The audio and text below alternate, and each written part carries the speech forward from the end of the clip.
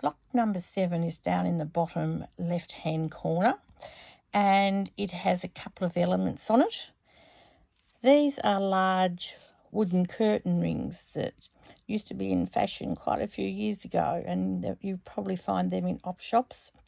And this is just some thick strapping, but if you wanted to, which are cut 9 inches long, and I thread one over and under and the other under and over. But as I said, if you wanted to, you could just cut some fabric and make a long strip that you turn through or fold over, much as you do a bag strip. This is the part of a toggle bath mat. Now be very careful when using this type of fabric.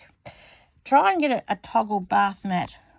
Have a look at the back and you see that each piece is securely attached, so it looks like it's just about woven in. Don't get one where you can pull the bits out from the centre. So if you find a toggle bath mat where you can lift the bits up and pull them out, then that is not the one that you want to put on your fidget quilt. So to put them on here, make sure that if you've got an end, it doesn't matter if you've got an end along here, then sew over that, but don't put your ends, the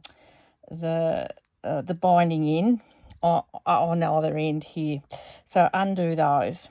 So to sew them on, I make sure, I'll just move this out of the way so that you can see a little bit better. Zigzag along, and as you zigzag along, press these outer ones to the outside so that you're actually sewing right over them and sewing the raw edge at the same time. And that way you'll get a nice clean finish. If you can't do that, then get some very thin ribbon and sew in the bits, in the channels along here. And that will stop these pieces from coming out, because that is a raw edge. So you just need to make sure that you zigzag, not over the edge of the little bobble there, but just along there. You can see here that I've done it just there. No raw edges, and all the little bobbles stay in place. And then I've attached some fidgets. These are commercial ones, but there's no reason, and I use a lot of these, the old Tarzos, which used to be given out by supermarkets. My husband drills holes in them. This one just needs a bit more of a clean up, but he'd just clean them up with methylated spirits or something like that to remove the sticky stuff.